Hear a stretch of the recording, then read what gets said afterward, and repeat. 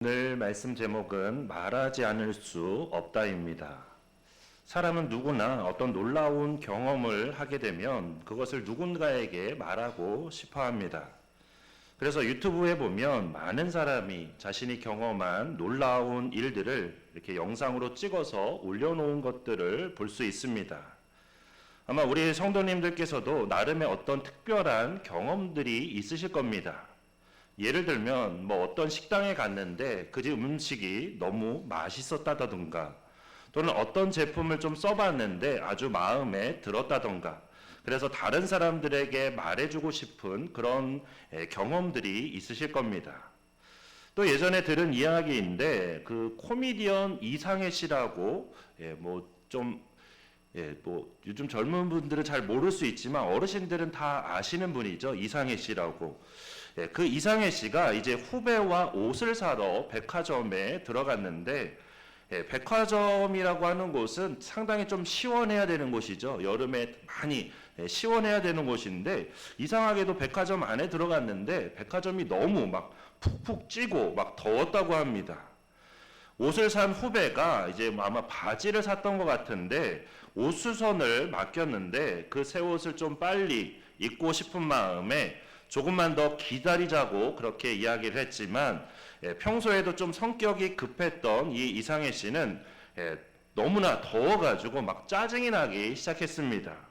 그래서 결국 더 이상 참지 못하고 후배에게 나중에 와서 찾으라고 그렇게 말하고는 너무 더워서 못 기다리겠다고 빨리 나가자고 재촉했고, 결국 성화에 못 이겨서 그 후배도 백화점을 빠져나오고 말았습니다. 자, 그러면 어떻게 됐을까요? 그 백화점 이름이 우리가 다 알고 있는 백화점입니다. 바로 삼풍 백화점이었습니다. 그래서 둘이 나온 지 얼마 지나지 않아서 곧바로 그대로 무너져 내린 겁니다. 정말 놀라운 경험도 이런 놀라운 경험이 없는 거죠. 아마 재촉해서 나오지 않았다면 그대로 그 상태로 저 세상으로 가게 됐을 겁니다. 이렇게 사람은 자신이 겪은 놀라운 일을 다른 사람에게 말하고 싶어 합니다. 그래서 오늘 본문에도 보면 베드로와 요한도 이렇게 말합니다. 우리는 보고 들은 것을 말하지 아니할 수 없다. 이처럼 베드로와 요한도 자신들이 보고 들은 것을, 그 놀라운 이야기를 사람들에게 말하고 싶어 했습니다. 심지어 말하지 못하게 하는데도, 말하지 못하게 막 협박하고 위협하는데도 자신들은 말하지 않을 수 없다고 그렇게 대답했습니다. 그런데 베드로와 요한이 원래부터 이런 사람이고 원래부터 이런 성격이었다면 그게 이상한 게 아니었겠죠. 그런데 베드로와 요한은 원래 그렇지 않았습니다. 원래부터 그렇게 담대한 사람들이 아니었습니다. 베드로와 요한은 예수님과 함께 먹고 자며 3년간 동행했습니다. 예수님의 말씀도 듣고 예수님께서 행하시는 놀라운 기적도 많이 봤습니다. 그런데도 예수님께서 잡히시던 날 두려워서 죄를 짓고 말았습니다. 요한은 예수님께서 잡혀가실 때 도망을 갔고, 베드로도 그렇게 도망갔다가 예수님을 뒤따라 갔지만 결국 예수님을 3번이나 모른다고 대답했습니다. 베드로와 요한은 이처럼 두려움이 많은 그런 사람들이었습니다. 한마디로 예전에는 예수님의 제자라고 말하기도 부끄러운, 그냥 예수님을 따라다니던 종교인에 불과했습니다. 3년간 예수님과 함께하며 생활했지만 신앙생활이 아닌 그냥 종교생활만을 했을 뿐입니다. 그랬던 그들이 지금 이렇게 변화되어서 누구보다도 담대하게 예수님의 그리스도이심을, 그리고 예수님의 부활을 담대하게 전했습니다. 성령의 임재를 체험한 이후에는 진정한 신앙인으로 변화가 되어서 신앙생활을 바르게 하게 된 것입니다. 그래서 협박과 위협에도 불구하고 담대하게 자신들이 보고 들은 것을 말하지 않을 수 없다고 그렇게 말한 것입니다. 그리고 이렇게 말하지 않을 수 없었던 또 다른 이유는 자신들이 보고 들은 것이 단지 그냥 놀라운 사건이요, 놀라운 이야기만이 아니라 무엇보다도 사람들을 살리는, 생명을 구원하는 그런 복음의 말씀이었기 때문입니다. 그 핵심에 대해서 베드로는 12절에서 이렇게 말합니다. 다른 이로서는 구원을 받을 수 없나니 천하 사람 중에 구원을 받을 만한 다른 이름을 우리에게 주신 일이 없음이라 하였더라. 오직 예수 그리스도만이 구원을 받게 해주는 유일한 이름이라는 것을 말하고 있는 것입니다.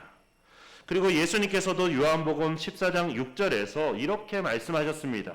예수께서 이르시되 내가 곧 길이요 진리요 생명이니 나로 말미암지 않고는 아버지께로 올 자가 없느니라.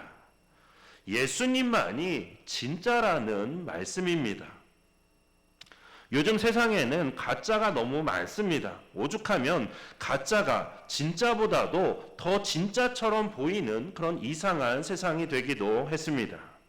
그래서 예수님 외에는 구원받을 수 있는 이름이 없다는 이 말씀, 예수님만이 길이요 진리요 생명이라는 이 말씀이 오늘날 더욱더 중요한 말씀이 아닐 수 없습니다.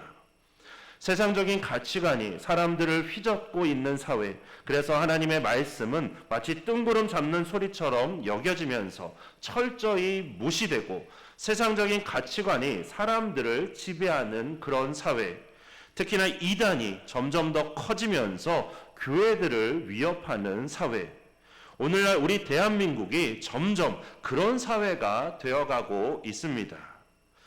미래학자인 최윤식 박사님은 2050년이 되면 우리나라, 이 한국은 무신론과 이단의 나라가 될 가능성이 많다.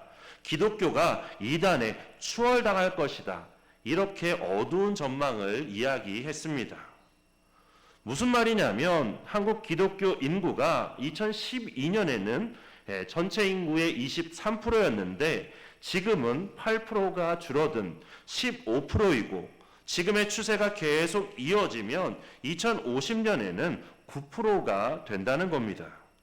그리고 이때 무신론자의 비율은 77%에 이르게 되고 이단 사이비 단체 성장세는 계속돼서 2067년이면 이단과 사이비 교인 수가 한국 교회를 초월하게 되고 무신론자 비율이 이제는 80%를 넘기는 그런 2070년이 되면 우리나라에서 교회를 찾아보기가 힘들 거라는 그런 전망입니다.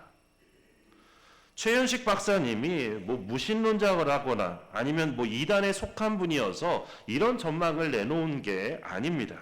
이분도 기독교인입니다. 그런데도 지금 한국교회가 아무런 조치를 취하지 않는다면, 한국교회 가운데 부흥의 역사가 일어나지 않는다면 결국 2050년에는 우리가 그런 미래를 마주할 수밖에 없기 때문에 이렇게 전망한 것입니다. 결국 우리가 다시 정신을 차리고 일어서야 된다는 그런 말이죠. 그리고 세상을 향해서 말하고 외쳐야 한다는 것입니다. 무엇을 말하냐면 1절과 2절 말씀처럼 예수님의 부활을, 그리고 12절 말씀처럼 오직 예수 그리스도만이 생명의 길이요 구원의 길이라는 것을 우리가 세상을 향해서 외쳐야 한다는 것입니다. 사람이 다른 사람에게 어떤 말을 할 때 가장 설득력 있게 말할 때가 언제냐면 자신이 직접 보고 들은 것을 확신에 차서 말할 때, 그때 가장 설득력이 있습니다. 그렇다는 건 우리가 복음을 전하는 것도 마찬가지입니다. 베드로와 요한은 우리가 보고 들은 것을 말하지 않을 수 없다고 그렇게 말했는데, 이처럼 우리도 직접 보고 직접 그래야만 우리가 제대로 전할 수 있다는 말입니다. 무슨 뜻이냐면 우리에게도 신앙의 체험이 있어야 한다는 것이죠. 그래야만 우리가 제대로 전할 수 있다는 말입니다. 복음은 단순히 어떤 논리로만으로 전할 수 있는 게 아닙니다. 예전에는 사람들이 논리에 대해서 많이 따지면서 논리적으로 설명해서 맞으면 그렇게 믿는 그런 때도 있었습니다. 하지만 요즘은 그런 논리보다도 감정을 더 중요시하는 그런 시대가 되었죠. 그래서 학문적인 말로는 이제는 모더니즘 시대에서 포스트 모더니즘 사회가 되었다고 그렇게 말하는데, 뭐 말은 되게 어려운 것 같지만 쉽게 말하면 그런 겁니다. 이제는 이성의 시대가 아닌 감성의 시대가 되었다는 그런 말입니다. 그래서 TV 광고도 보면 뭐 옛날에는 이제 지능 검사를 뜻하는 IQ에 대한 광고가 많았었죠. 그런데 요즘에는 뭐 TV를 아무리 봐도 IQ를 강조하는 그런 광고를 거의 보신 적이 없을 겁니다. 요즘 광고는 감성 지수를 뜻하는 그런 EQ를 더 강조하는 그런 광고들이 많죠. 아이들의 EQ를 그렇게 성장시켜 줘야 된다. 그런 광고들이 더 많습니다. 이렇게 시대가 감성의 시대가 되었습니다. 그리고 이런 감성의 시대를 살아가는 사람들에게 우리가 막 논리적으로 뭐 창조가 어떻고 타락이 어떻고 구속이 어떻고 십자가가 이렇다 이렇게 줄줄이 나열해봐야 그냥 오히려 따분해하고 지루해할 뿐입니다. 젊은 사람들일수록 더 그렇습니다. 정말로 그들의 마음을 움직이기 위해서는 우리가 직접 체험한 신앙의 이야기를 해야 한다는 것입니다. 우리는 부활의 신앙을 이야기하며 늘 예수님의 부활만 이야기합니다. 그런데 이게 문제라는 거죠. 그렇다고 해서 뭐 예수님의 부활을 이야기하지 말라는 게 아닙니다. 그런데 여기서 더 나아가야 한다는 것이죠. 무슨 말이냐면 우리가 예수님의 부활을 아는 것으로 끝나서는 안 되고 그 부활이 나의 삶과 연결되어 있어야 한다는 뜻입니다. 예수님의 부활이 중요한 이유는 성경이 예수님의 부활만을 가르치려고 하지 않았다는 점에 있습니다. 성경이 우리에게 말하는 것은 언젠가 우리도 그렇게 부활할 것을 이야기한다는 점입니다. 앞으로 우리도 예수님께서 다시 이 땅에 오시면 우리도 마지막 날에는 결국 다시 우리의 몸이 부활해서 영원한 하나님의 나라로 가게 될 것을 성경은 이야기하고 있습니다. 그러나 이것은 미래에 벌어질 일이기 때문에 지금 당장 우리에게는 와닿지 않는 것도 사실입니다. 믿지 않는 사람들에게 미래에 벌어질 이 일을 이야기를 해봐야 그냥 그들에게는 뚱구름 잡는 소리처럼 들릴 뿐이라는 것이죠. 그래서 예수님의 부활이 나의 삶과 연결되어야 한다는 것은 바로 지금 현재의 부활의 역사가 내 삶 가운데 어떻게 이루어지고 있는지 그것을 이야기할 수 있어야 한다는 것입니다. 너희가 무슨 권세와 누구의 이름으로 이런 일을 했냐며 책망하듯 질문하는 그 종교 지도자들을 향해서 베드로는 본문 9절과 10절에서 이렇게 말합니다. 만일 병자에게 행한 착한 일에 대하여 이 사람이 어떻게 구원받았냐고 오늘 우리에게 질문한다면 너희와 모든 이스라엘 백성들은 알라. 너희가 십자가에 못 박고 하나님이 죽은 자 가운데서 살리신 나사렛 예수 그리스도의 이름으로 이 사람이 건강하게 되어 너희 앞에 섰느니라. 이렇게 베드로는 부활하신 예수님께서 이 병자의 삶에도 부활의 역사를 일으키셨다고 그렇게 말하고 있습니다. 부활하신 예수 그리스도의 이름은 과거에만 역사한 것이 아니라 그리고 미래에만 우리를 부활시키는 것이 아니라 오늘도 지금도 역사하셔서 우리의 삶을 새롭게 하시는 그런 부활의 역사를 일으키고 계신다는 그런 말입니다. 그러니까 신앙생활이란 부활의 능력을 날마다 우리가 체험하는 삶입니다. 이건 목회자도 마찬가지입니다. 어떤 분들은 목회자라고 해서 뭐 늘 기쁨만 충만할 거라고 막 그렇게 생각하시는 분들이 있는데 결국 그렇지 않습니다. 목회자라고 해서 막 늘 기쁨만 충만해서 뭐 하이 텐션 가운데 살아가는 그런 삶이 아닙니다. 오히려 악한 세력에게 가장 많은 공격을 받는 게 목회자입니다. 그래서 어떨 때는 그냥 저도 모르게 마음이 가라앉아 버릴 때도 있습니다. 별거 아닌 말에, 별거 아닌 일에 쉽게 낙담하기도 합니다. 하지만 말씀 가운데, 기도 가운데 또 다른 부활을 체험하게 되는 거죠.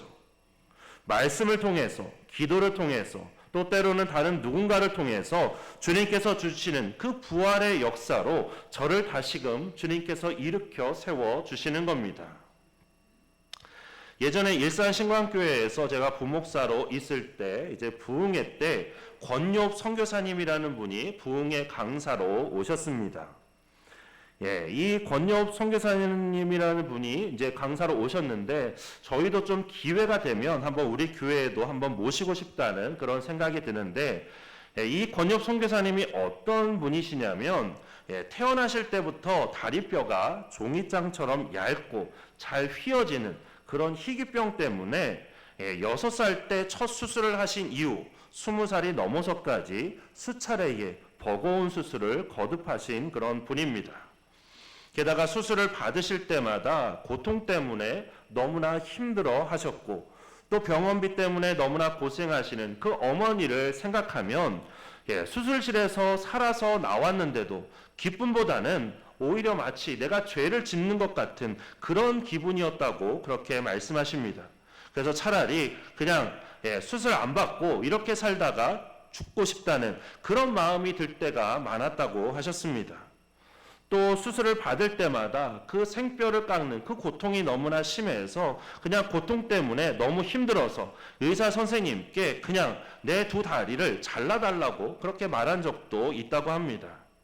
그리고 무엇보다도 이 고통이 언제 끝날지를 알면 좋은데 언제 끝날지 알 수 없다는 게 더 참기 어려운 점이었습니다.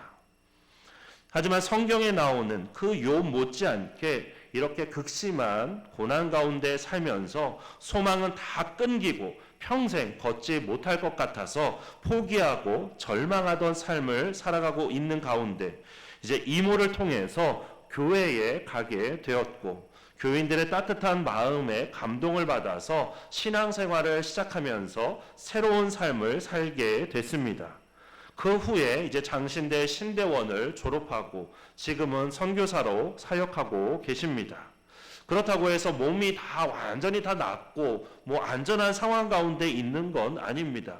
언제라도 넘어지면 쉽게 뼈가 부러지고 사망할 수 있는 그런 위험한 상태입니다. 부흥회 때 이 선교사님의 말씀을 듣고 또 그 후에 또 우리 권엽 선교사님이 쓰신 나를 드립니다라는 그런 제목의 책을 오래전에 좀 읽었었는데 그 책을 읽으면서 참 많은 감동과 함께 또 많은 부끄러움을 좀 느끼기도 했습니다. 이 책의 마지막에 선교사님이 이렇게 쓰셨습니다. 이 세상에 태어나서 오랜 세월 동안 내 삶을 지배한 것은 이런 생각이었다. 나는 태어나지 말았어야 해. 뼈가 휘어지는 희귀병을 앓으며 35년의 긴 시간 동안 수술과 투병 생활을 반복하며 절망을 안고 살았기 때문이다. 그렇지만 주께서 내 영혼에 빛을 비추어 놀라운 회복의 역사를 일으켜 주셨다. 그래서 지금은 나의 십자가를 발견하고 주의 도구로 쓰임받으며 세상이 줄 수 없는 평안 가운데 살고 있다. 나는 늘 주님 앞에서 어린아이처럼 순수한 영혼과 시인처럼 깨끗한 마음으로 빛 대신 예수 그리스도를 바라보며 평생토록 그분을 영화롭게 하는 삶을 사는 선교사의 길 소원한다. 과거의 나처럼 홀로 어둡고 외로운 광야의 길을 지나고 있는 이들이 있다면 그들에게 예수 그리스도의 보혈이 흘러가기를 소망한다. 그래서 찬란한 빛 대신 예수 그리스도 안에서 휘몰아치는 환경을 이기고 승리하며 주께서 주신 기쁨과 완전한 평안 가운데 거하는 삶을 살게 되기를 기도한다. 이 글이 절망의 시간을 보내고 있는 지체들의 눈물을 닦아주는 한 장의 휴지가 될 것을 믿으며 펜을 놓고 주님의 얼굴을 바라본다. 언제 기회가 되시면 나를 드립니다 라는 이 책을 꼭 읽어보시면 좋겠습니다. 정말 권엽 선교사님은 매일매일의 삶 가운데 주님의 부활을 체험하셨습니다. 정말 여러 번 수술을 하면서 그때마다 거의 죽음의 문턱까지 갔다가 다시 살아나기를 여러 번 반복하셨습니다. 주님께서 선교사님의 그러한 삶 가운데 매일매일 부활의 역사를 일으키셨습니다. 그렇게 선교사님은 담대하게 자신의 삶을 자신이 만나고 체험한 주님의 역사를 이렇게 말할 수 있는 것이고, 또 그 이야기가, 또 선교사님의 삶이 우리에게 감동으로 다가오는 것입니다. 우리에게 필요한 게 바로 이것입니다. 과거에 부활하신 예수님의 이야기가 아니라, 그리고 장차 예수님의 재림 후에야 이루어질 미래의 부활 이야기가 아니라, 우리가 살아가고 있는 지금 현재 우리 가운데 일어나는 그런 부활의 체험, 부활의 이야기, 이게 우리에게 필요합니다. 그래야 우리가 회복될 수 있고, 그래야 우리가 말하지 않을 수 없게 되는 것이 바로 우리에게 일어나게 되는 것이죠. 그리고 우리가 그렇게 말하지 않을 수 없게 될 때 우리 가운데 진정한 부흥의 역사가 이루어지게 되는 것입니다. 그런데 너무나 감사한 것은 우리는 지금 그러한 부활의 체험을 하고 있다는 사실입니다. 이건 제 생각일지도 모르지만 재작년에 우리 교회가 큰 어려움을 당했을 때, 그때 우리 교회가 또 이렇게 빨리 회복되리라고 생각하셨던 분은 아마 아무도 없으시리라 생각합니다. 아마 앞으로 교회가 어떻게 될지, 이대로 더 어렵게 되는 건 아닌지 이렇게 걱정하시는 분들은 많으셨겠지만, 다시 일어서고 다시 회복될 거라고 생각하셨던 분은 없으셨을 겁니다. 그런데 지금 우리는 교회가 다시 살아나는, 다시 회복되는 그런 부활을 우리가 체험하고 있습니다. 그리고 재작년에 제가 부임하고 한 3개월쯤 되었을 때 추수감사절을 준비하면서 우리가 추수감사헌금의 절반으로 어려운 이웃을 돕자고 했을 때, 장로님도 그렇고 우리 성도님들께서도 모두 다 흔쾌히 그렇게 해주자고 해주셨는데, 지금 생각해보면 뭐 저부터도 그렇고 우리가 다 제정신이 아니었던 것 같습니다. 우리가 한 방 맞아가지고 막 비틀거리고 있는 그런 상황에서 쓰러진 다른 사람들을 돕겠다고 하는 것과 마찬가지였죠. 이건 사실 뭐 제정신이면 할 수 없는 그런 일입니다. 그런데 어떻게 이런 일이 이루어질 수 있었냐면 하나님께서 하셨기 때문입니다. 우리가 한 게 아니라 하나님께서 우리 모두의 마음에 역사하셨기 때문에 우리가 그렇게 할 수 있었던 것입니다. 지난번에도 한번 말씀을 드린 것처럼 저는 이것 때문에 작년에 우리 교회가 여러 가지 하나님의 놀라운 일들이 많이 우리 가운데 있었는데, 우리가 어려운 형편에도 더 어려운 이웃들을 우리가 돕고자 했기 때문에 작년에 이런저런 행사들을 하면서 사실 재정 때문에 걱정이 있었지만, 그러나 하나님께서 오히려 필요 이상으로 채워주셔서 하나님의 은혜 가운데 모든 행사들이 잘 이루어질 수 있었고, 그 모든 것들을 통해서 우리가 부활의 역사를 체험했다고 믿습니다. 그리고 이러한 역사는 또 작년만이 아니라 올해에도 우리 가운데 하나님께서 반드시 이루실 줄 믿습니다. 그리고 이러한 체험이 앞으로 우리를 더 담대하게 만들 줄 믿습니다. 오늘 본문에 보면 베드로와 요한이 너무나 담대하게 말하는 것을 볼 수 있습니다. 그런데 지금 베드로와 요한이 누구에게 말하고 있냐면 바로 예수님을 십자가에 못 박은 그 사람들을 상대로 말하고 있는 것입니다. 이전만 해도 그들이 너무나 두려워서 숨으려고 했었는데, 이제는 성령께서 그들 가운데 임하시면서 복음의 진리를, 부활의 영광과 능력을 그들이 바르게 알게 된 것입니다. 하나님을 알고, 나를 알고, 그리고 세상을 알고, 죽음이 무엇인지, 부활이 무엇인지를 분명하게 알게 된 것입니다. 무엇보다도 그들 안에 세상보다도 더 큰 분이 계시게 되면서 더 이상 세상이 두렵지 않게 된 것입니다. 그렇게 담대하게 말할 수 있었던 것이고, 또한 자신들이 알게 된 그 복음의 진리를 말하지 않을 수가 없었던 것입니다. 앞서 말씀드린 것처럼 이대로 가다가는 이 나라가 무신론자들과 이단들의 나라가 될 수 있습니다. 이건 우리가 얼마나 부흥하느냐 아니냐의 문제가 아니라 한국교회가 아예 쓰러질 수 있는 그런 위기의 문제라는 겁니다. 그래서 많은 염려와 자생의 목소리들이 들려오는데, 우리가 무엇보다도 잊지 말아야 할 것은 오늘 본문 당시 초대교회는 오늘날 한국교회보다도 훨씬 더 어렵고 힘든 그런 상황에 있었다는 사실입니다. 많은 박해와 핍박의 상황에 있었지만 그래서 예수 그리스도를 믿는다는 것이 지금처럼 그냥 단순한 선택의 문제가 아니라 정말로 죽을 수도 있는 생명이 달려있는 그런 문제였습니다. 하지만 4절 말씀처럼 오히려 그런 상황에서도 사람들이 더 많이 믿게 되고 더 놀라운 부흥의 역사가 교회 가운데 이루어졌습니다.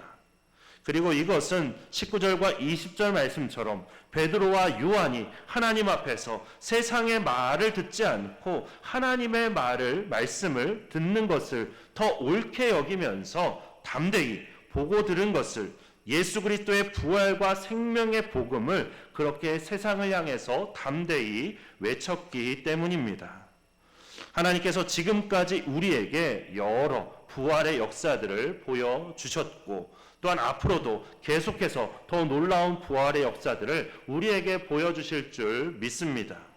우리가 믿고 순종하기만 하면, 작은 부분에서부터라도 우리가 믿고 순종하기만 하면 하나님께서는 더 놀라운 역사들을 우리에게 보여주실 것입니다. 그렇게 우리도 베드로와 요한처럼 우리가 보고 들은 것을, 우리가 체험한 그 부활의 역사와 복음의 역사를 더 많은 사람들에게 말하고 전하는 우리 모두가 되기를 주님의 이름으로 축원합니다. 이 시간들이 주신 말씀 생각하면서 우리 함께 십자가의 전달자 찬양하고 함께 기도하도록 하겠습니다.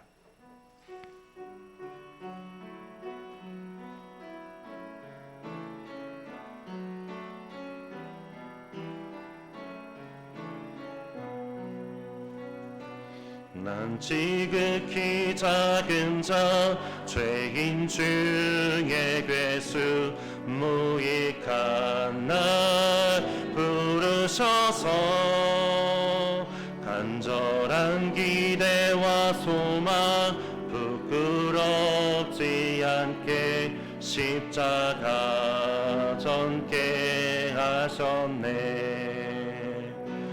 어디든지 가리라 주 위에 서라면 나는 전하리 그 십자가. 내 몸에 밴 십자가 그 보혈의 향기 온 세상 채울 때까지 살아도 주를 위해 죽어도 주를 위해 사나 죽으나 난 주의 것. 십자가의 능력 십자가의 소망 내가 내 주만 사시는 것. 살아도 주를 위해 살아도 주를 위해 죽어도 주를 위해 사나 죽으나 난 주의 것. 십자가의 능력 십자가의 소망 내가 내 주만 사시는 것. 난 지극히 작은 자 죄인 중에 괴수 무익한 날 부르셔서 간절한 기대와 소망 부끄럽지 않게 십자가 전케 우리 다시 한번 찬양하겠습니다. 난 지극히 작은 자 죄인 중에 괴수 무익한 날 부르셔서 간절한 기대와 소망 부끄럽지 않게 십자가 전케 하셨네. 어디든지 가리라 주 위에 서라면 나는 전하리 그 십자가. 내 몸에 된 십자가 그 보혈의 향기 온 세상 채울 때까지 살아도 주를 위해 죽어도 주를 위해 사나 죽으나 난 주의 것 십자가에는요 십자가의 소망 내 안에 주만 사시는 것 살아도 주를 위해 죽어도 주를 위해 사나 죽으나 난 주의 것 십자가에는요 십자가의 소망 내 안에 주만 사시는 것 난 지극히 작은 자 죄인 중에 괴수 무익한 날 부르셔서 간절한 기대와 소망 부끄럽지 않게 십자가 전케 하셨 내 사랑 나의 십자가 이 시간 우리 기도할 때 주님 우리의 삶 가운데 매일매일 부활의 역사를 체험하게 해주시기를 과거에 있었던 예수님의 부활만을 우리가 아는 것이 아니라 주님의 재림 후에 있을 부활만을 우리가 소망하며 기다리는 게 아니라 매일매일의 삶 가운데 새롭게 하시고 다시 일으키시는 그런 부활의 역사를 체험하게 해주시기를 우리가 함께 기도하겠습니다. 그래서 날마다 체험하는 그 부활의 은혜를 우리가 전하지 않고는 말하지 않고는 견딜 수 없는 우리가 되게 하여 주시고 또한 말할 때에도 베드로와 요한처럼 우리 안에 역사하시는 그 성령을 통해서 우리가 더욱더 담대히 외치는 우리가 되게 해주시기를 그래서 우리 교회에 그리고 이 나라에 다시금 놀라운 부흥의 역사를 이루어 주시도록 우리 다 함께 주여 한번 외치고 함께 통성으로 기도하겠습니다. 주여 사랑이 많으신 하나님 아버지 이 시간 우리 가운데 역사하여 주시옵소서 이 시간 우리 가운데 역사하여 주시옵소서 하나님 성령 하나님 우리를 붙들어 주시고 우리를 인도하고 이끌어 주시옵소서 하나님 우리의 삶 가운데 하나님 부활의 영역을 체험할 수 있도록 인도하여 주시옵소서 부활의 역사가 우리의 삶 가운데 날마다 체험될 수 있도록 인도하여 주시옵소서 하나님 우리가 과거에 있었던 예수님의 부활만을 이야기하는 것이 아니라 하나님 주님의 재림 후에 있을 그 부활만을 소망하며 기다리는 것이 아니라 하나님 우리의 삶 가운데 매일매일의 삶 가운데 우리를 새롭게 하시고 다시 일으키시는 그런 부활의 역사를 우리가 날마다 체험할 수 있도록 하나님 우리를 붙들어 주시고 인도하여 주시옵소서 하나님 다른 사람의 부활을 이야기하는 것이 아니라 하나님 내가 나의 삶 가운데서 나를 다시 일으켜 세워주시고 나를 다시 새롭게 하시는 주님의 그 부활의 역사를 날마다 체험하는 우리 모두가 될 수 있도록 인도하여 주시옵소서 우리의 삶 가운데 새롭게 하시고 다시 일으키시는 그런 부활의 역사를 체험하게 하여 주시옵소서 그래서 날마다 체험하는 그 부활의 역사를 그 부활의 은혜를 전하지 않고는 말하지 않고는 견딜 수 없는 우리가 될 수 있도록 인도하여 주시옵소서 또한 우리가 말할 때에도 그것을 전할 때에도 하나님 우리도 베드로와 요한처럼 우리 안에 역사하시는 성령을 통해서 더욱더 담대히 세상을 향해서 외치는 우리가 될 수 있도록 인도하여 주시옵소서 세상이 우리를 받아들이지 않는다 할지라도 하나님 우리를 대적한다 할지라도 하나님 우리를 세상을 향해서 담대히 예수 그리스도의 복음을 구원을 부활을 담대히 선포하는 우리 모두가 될 수 있도록 인도하여 주시옵소서 하나님 그래서 우리를 통해서 우리 교회에 하나님 이 나라에 다시금 놀라운 부흥의 역사가 이루어질 수 있도록 인도하여 주시옵소서 교회가 이대로 무너지지 않게 하여 주시고 다시 한번 이 땅 가운데 하나님 놀라운 부흥의 역사가 이루어지게 하여 주시고 하나님의 교회가 다시금 일어서는 하나님 다시금 세워지는 하나님 놀랍게 일어서는 역사가 다시금 이 땅 가운데 있게 하여 주시옵소서 하나님 우리를 통해서 이런 놀라운 역사가 이루어지게 하여 주시옵소서 사랑이 많으신 하나님 이 시간 말씀에 의지해서 함께 기도하게 하여 주심을 감사드립니다 하나님 우리에게도 부활의 역사를 허락하여 주시옵소서 우리가 과거에 있었던 예수님의 부활만을 아는 것이 아니라, 그것만을 이야기하는 것이 아니라, 또한 주님의 재림 후에 있을 그 부활만을 소망하며 기다리는 것이 아니라, 하나님 우리의 매일매일의 삶 가운데 우리를 새롭게 하시고 우리를 다시 일으켜 세워주시는 그 부활의 역사를 우리가 날마다 체험할 수 있도록 인도하여 주시옵소서. 그래서 날마다 체험하는 그 부활의 은혜를, 그 부활의 역사를 우리가 전하지 않고는, 말하지 않고는 견딜 수 없는 우리가 되게 하여 주시옵소서. 그래서 우리가 말할 때에도, 그것을 전할 때에도 베드로와 요한처럼 담대하게 세상을 향해서 외치는 우리가 되도록 인도하여 주시옵소서. 세상에 우리의 말을 듣지 않는다 할지라도, 우리를 대적한다 할지라도, 단 한 명만이라도 그 말씀을 듣는다면, 단 한 명만이라도 구원받는다면, 하나님 우리가 세상을 향해서 더욱더 담대히 외치는 우리가 되도록 인도하여 주시옵소서. 그래서 더 이상 한국교회가 하나님 이대로 무너져가는 일들이 없게 하여 주시옵소서. 하나님 우리 교회 안에도, 한국교회 안에도 다시금 놀라운 부흥의 역사가 이루어질 수 있도록 하나님 우리를 통해서 역사하여 주시옵소서. 우리를 통해서 일으켜 세워 주시옵소서.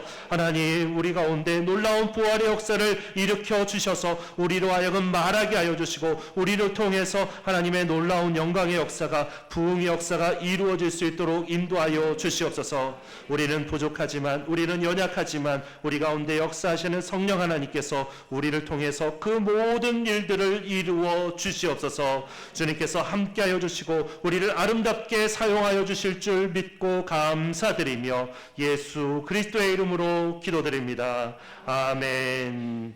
이제는 우리 주 예수 그리스도의 은혜와 하나님의 크고 놀라우신 사랑과 성령의 인도하심과 교통하심의 역사가, 이제는 우리가 체험한 그 부활의 은혜를 세상을 향해서 담대히 외치며 선포하기로 다짐하는 주님의 모든 백성들과 그 삶의 자리 위에 이제로부터 영원토록 함께 계시기를 간절히 축원하옵나이다.